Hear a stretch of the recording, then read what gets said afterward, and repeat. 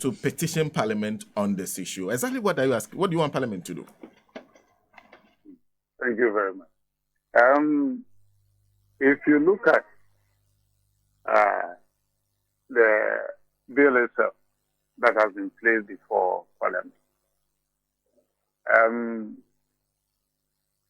the first engagement that we had with the Deputy Minister of Trade was that we have a plan, and the plan is we are going to curtail import of certain products.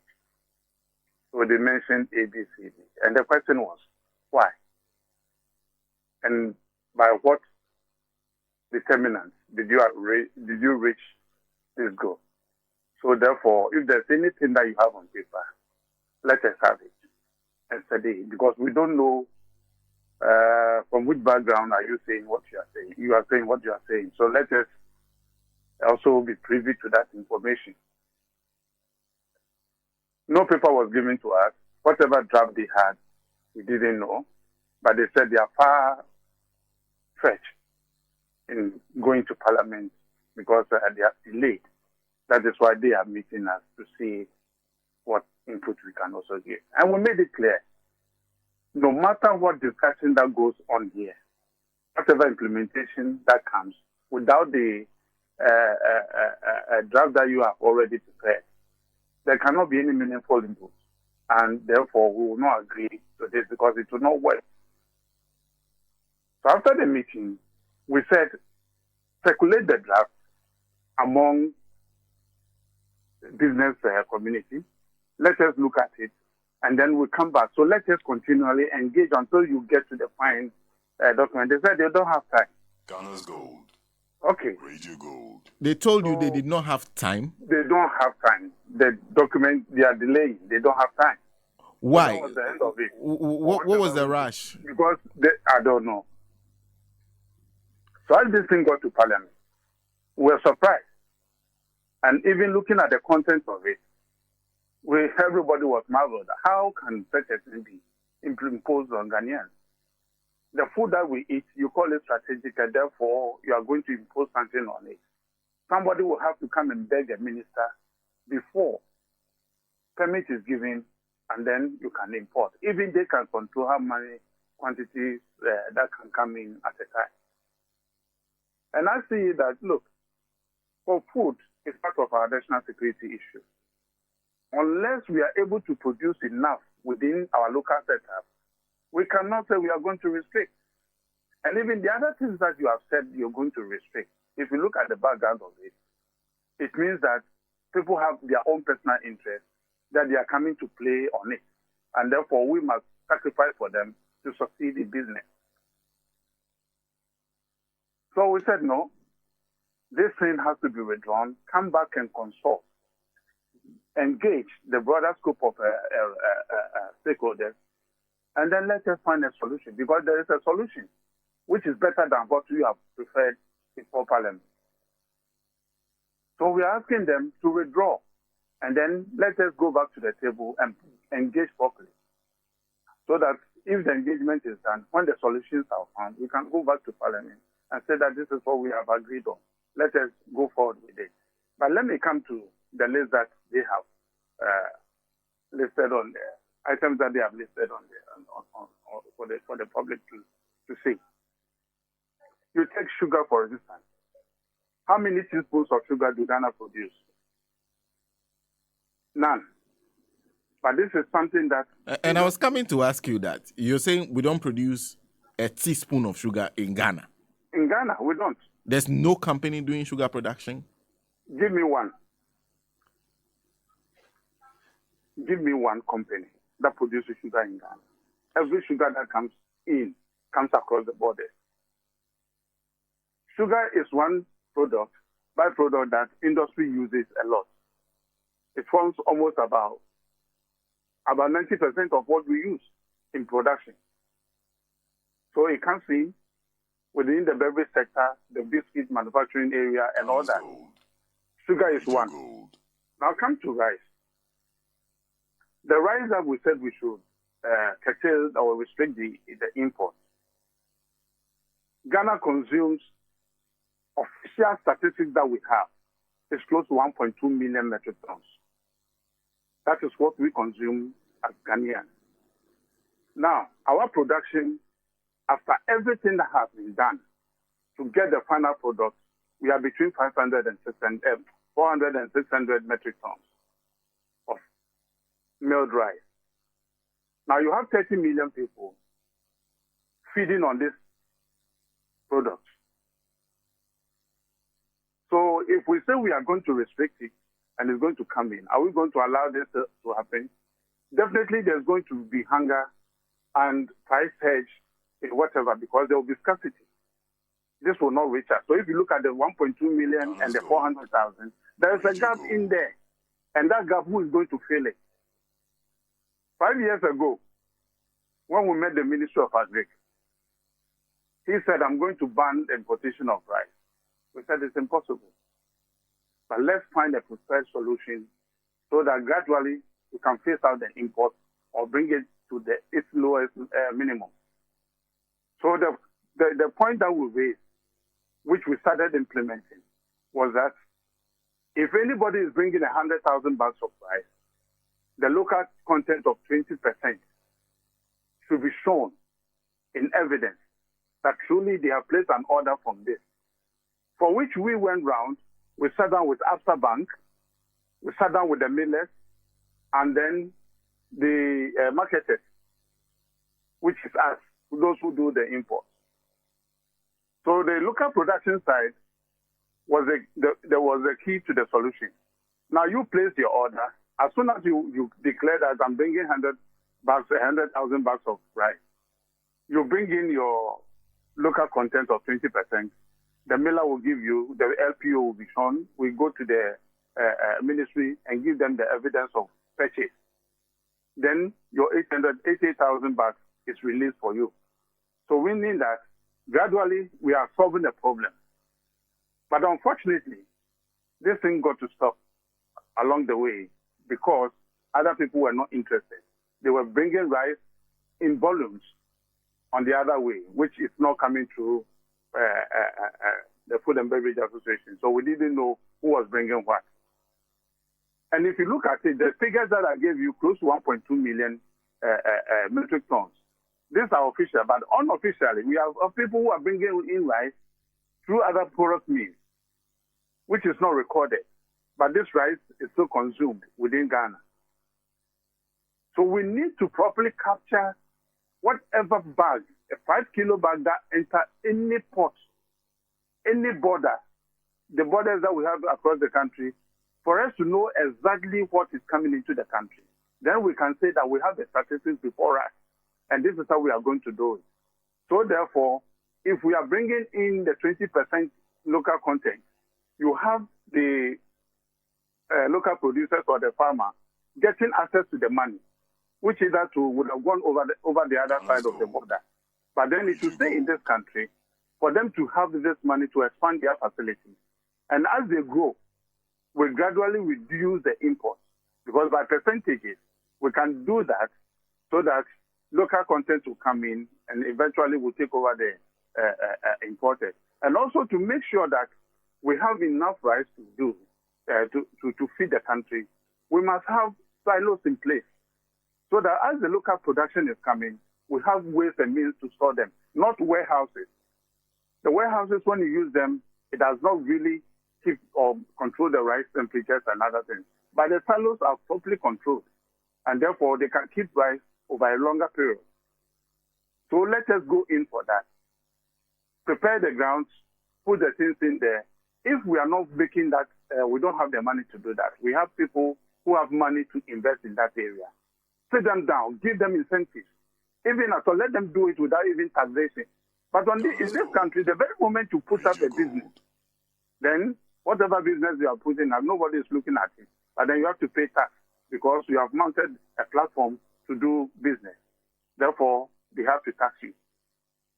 But when it comes to necessities in certain areas, you will have a way where even if they have to pay taxes, it has to be very low for them to be able to break even in their investment and then recoup it over time. But unfortunately, all these things are falling on deaf ears. If you take tomato, for instance, the tomato puree that we are putting in these accounts and pouches that we are selling, all the companies within this country, they are investment. They are local productive areas. But unfortunately, their main raw material is always imported across the borders. We are saying we need to put a stop to it. We cannot continually send our money to graze other people to grow their tomato and reach the farmers over there whilst we are at a loss. But when we bring these things across the borders and we fill in within the space that we have, we say made in Ghana product. It cannot be made in Ghana. It's packed in Ghana. But how can we make these companies have the benefit of their investment? They should bring the factories here. They come and the raw materials are absent. So we said there and time again, give the farmers the right seedlings, let them grow. So that the tomato that they can grow will feed these factories. Because the factories here are enough to do any business in that agro-based area. So therefore, let us go into it and have a proper manufacturing setup. Our local sector must grow. This is not done. You said, I'm going to ban import of tomato. All the tomato that is can be it finished or puree for it to be packed in Ghana, they are all imported tomatoes. So what is the dynamics here that I'm going to ban or restrict import of canned tomato coming in? But the factories that are in this country, they are still importing the puree. So it doesn't make sense to go in that area. So we said, let us have a plan that in the next 2-3 years, tomato imports will not come in, but then our local farmers can then grow the tomatoes and feed this facility. If you go to the biscuit area, the biscuit that we use or manufacture in this area, almost about 70% of the production are produced in the free zone enclave. They go outside Ghana for other countries. The flour that they use, Irani Brothers is in Ghana. We used to have GAPCO. It's collapsed. So now the competition is only one, Irani Brothers, who is producing the flour for us. But the quality of flour that they use in producing the biscuits are different. That one, Irani Brothers does not produce. Even if they produce, it's limited quantity because it takes different technology to get that flour. So these people would then have to import into the country the flour and come and do the biscuit that they have. If you look at the time that importation was done on finished biscuits, and as of now, if you compare the statistics, it tells you that the import of biscuits has gone down, except the biscuits that are made for the upmarket, which normally they bring in smaller quantities for the supermarket. But when you go to the open market and you see all the biscuits that you have there, it's about 90% against the imports. So meaning that we are making a headway for us to grow in that sector, and gradually we'll get there. If you take something like the cat that they call the Imadia intestine and those things, if our cattle business or the ranches are viable in this country, do you think somebody will import Imadia to come and eat? It tells you how people are getting poorer. So they find means to eat anything available. So people have also found interest in bringing those things into this country. So it tells you that the people are going hungry, and therefore we need to do something. This is the something that we are talking about. It's not putting this bill before Parliament to adopt and make one person so powerful that he will decide what comes into the country. Is that your fear? Your fear that this may not be intended to support local industry, but create powerful monopolies when it comes to imports? That is the whole idea, is to monopolize the market so that prices will surge. People cannot buy. Even now that we have some food in abundance, look at the price. At the time that we said, let us push Ghana rice, the price was 35 cedis, 28 cedis and 35 cedis. Today, It's 90 cities and 110 Ghana cities. Some of them even sell at 150 Ghana. So you ask yourself, what has changed that all of a sudden the rice that are not imported, but they are made locally? What has changed that makes the price so expensive? So had it not been the imported one that has come in to support, then it means that our local rice could be selling around 500 a bag today. So the fear that we have is that we don't want anybody to get access in manipulating the market, decide what should come into the country for us to trading. In Ghana, we are signatory to WTO, and it says that no country shall formulate policies that will seem to impede trade among neighboring countries. So as you are doing this, know that that will not be the final decision that you are taking.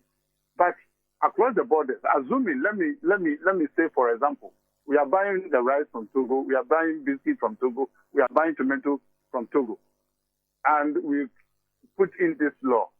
The very moment they realize that Ghana has restricted the import of their products into their country, they're also going to do reciprocal policies that will ban their people from importing from Ghana. So have you said the local industry, or we have created problem for them? We have AFTA, which came in recently. It says we must have free trade within the African continent. Within the African continent and the countries, we should have free trade among ourselves.